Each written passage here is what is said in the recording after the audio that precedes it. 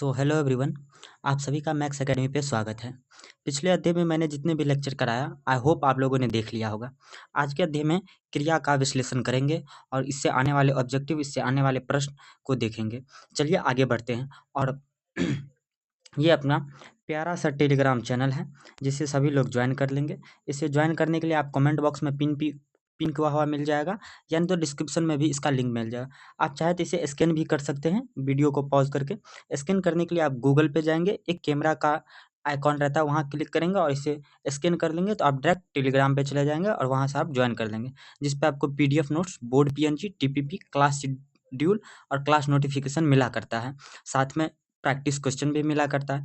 इसके अलावा अगर आपको ये एफर्ट मेरे द्वारा अच्छा लगता हो तो अपने दोस्तों को बताइए।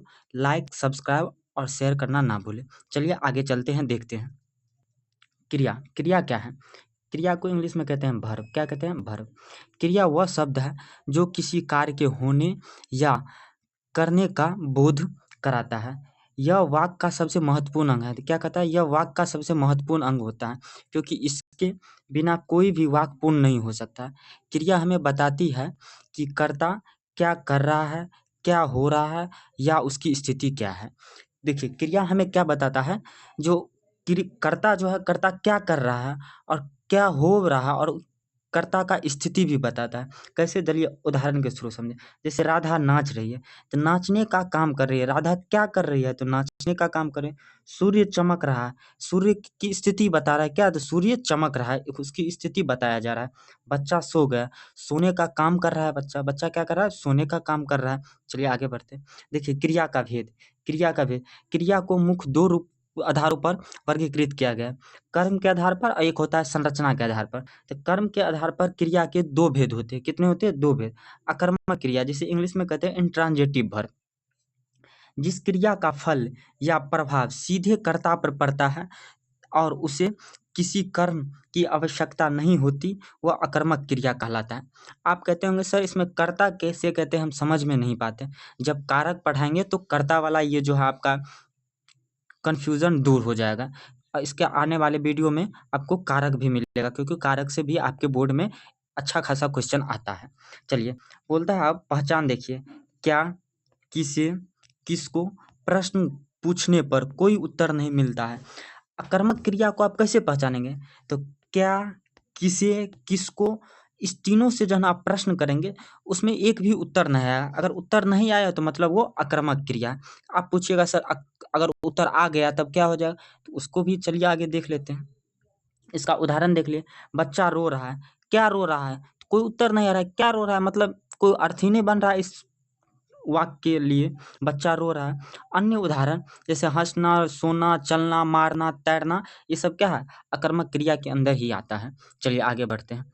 और सकर्मक क्रिया, ट्रांजिटिव वर्ब, जिस क्रिया के साथ कर्म होता है या कर्म की संभावना होती है उसे सकर्मक क्रिया कहते हैं। पहचान। क्या, किसे, किसको प्रश्न पूछने पर कोई उत्तर मिलता हो। मतलब क्या, किसे, किसको से तीनों से जब प्रश्न करेंगे, अगर जो उत्तर आया तो मतलब वही, तब क्या हो जाएगा? ये सकर्मक क्रिया। जैसे उदाहरण, राम ने आम खाया। राम ने क्या खाया? क्या खाया? तो आम खाया। क्या खाया? आम। इससे प्रश्न करने पर क्या मिलता है? जवाब मिलता है, ये इसीलिए सकर्मक है। अन्य उदाहरण, पढ़ना, लिखना, गाना, देखना, ये सब सकर्मक क्रिया हो जाएगा। इसमें आप कहिएगा सर यहाँ हंसना, सोना, चलना, मरना, तैरना, उड़ना, आप यहाँ भी बता दिए जो ये अकर्मक क्रिया है, और यहाँ पढ़ना, लिखना, गाना, देना, खरीदना, ये आप सकर्मक क्रिया। तो इस पे कन्फ्यूजन नहीं होना है। पढ़ना, लिखना, गाना, ये सब क्रिया के अंदर आ जाता है। सकर्मक क्रिया और अकर्मक क्रिया इस आधार पर डिसाइड किया जाता है जब वाक्य में वो किस तरह से उपयोग किया गया है उस वर्ड का। जैसे पढ़ना का, अगर मान लीजिए कोई आदमी लिख देगा जो राम किताब पढ़ रहा है, तो राम क्या पढ़ रहा है? तो किताब। तो इस स्थिति में ये सकर्मक क्रिया हो जाएगा। डायरेक्ट पढ़ेगा पढ़ रहा है, क्या पढ़ रहा है? मतलब इससे कुछ पता ही नहीं चल रहा है, तो उस स्थिति में अकर्मक क्रिया हो जाएगा। ठीक, चलिए आगे चलते हैं। प्रयोग या संरचना के आधार पर। संरचना के आधार पर क्रिया के कई भेद होते हैं। पहला है क्या? सामान्य क्रिया, जैसे सिंपल वर्ब होते हैं। जिस वाक्य में एक ही क्रिया पद का प्रयोग हो उसे सामान्य क्रिया कहते हैं। उदाहरण, वह गया। वह गया एक ही क्रिया है, क्या है? तो गया। वह क्या हो जाएगा सर्वनाम, वह क्या हो जाएगा सर्वनाम। मैंने इसे पिछले वाले सेशन में सर्वनाम ही कराया है। आई होप आप लोग इसे रिविजन करके आए होंगे। चलिए आगे चलते हैं। उसके बाद आता है संयुक्त क्रिया, कंपाउंड वर्ब। जब दो या दो से अधिक धातुओं से बनी क्रियाएं मिलकर एक क्रिया का काम करती है तो उसे संयुक्त क्रिया कहते हैं। जैसे वह पढ़ चुका है, वह पढ़ चुका है, इसमें दो क्रियाओं का मेल है। क्या? तो पढ़ना और चूकना। क्या है? पढ़ना और चूकना। तब जाकर इसीलिए इसे हम क्या कहते हैं? संयुक्त क्रिया, कंपाउंड वर्ब। और देखिए नाम धातु क्रिया, इसके बाद कहता है जो क्रिया संज्ञा, सर्वनाम या विशेषण शब्दों से बनते हैं उन्हें नाम धातु क्रिया कहते हैं। जैसे हाथ से हथियाना, हाथ से, हाथ क्या है? तो संज्ञा है और उससे क्या बना? हथियाना। हथियाना क्या हो जाएगा? क्रिया। गर्म, गर्म से क्या हो जाएगा? गरमाना। तो ये क्या हो जाएगा? नाम धातु क्रिया। चलिए आगे चलते हैं। प्रेरणार्थक क्रिया, जब कर्ता स्वयं कार्य न करके किसी दूसरों को कार्य करने की प्रेरणा देता है तो उसे प्रेरणार्थक क्रिया कहते हैं। मतलब इसमें हुआ जो कर्ता, कर्ता मतलब हुआ जो सब्जेक्ट कहते हैं इंग्लिश में उसे, जो वो खुद ना काम करके किसी दूसरे को प्रेरणा देता है, मोटिवेट। जैसे देखते होंगे गांव घर में कोई आएगा आपको मोटिवेट करेगा, वो खुद नहीं करेगा, और दूसरे को मोटिवेट करेगा, करो करो करो। उसी को कहा जाता है प्रेरणार्थक क्रिया। मतलब कोई आदमी स्वयं कार्य ना करके दूसरों को प्रेरणा दे रहा है तो उस स्थिति में क्या हो जाए? प्रेरणार्थक क्रिया। उदाहरण, माँ बच्चे को दूध पिलाती है, माँ खुद नहीं पी रही है, बच्चे को पिलाने का प्रेरणा दे रही है। ठीक। जैसे पूर्वकालिक क्रिया, जब कर्ता एक क्रिया समाप्त करके तुरंत दूसरी क्रिया करता है तो पहली क्रिया पूर्वकालिक क्रिया।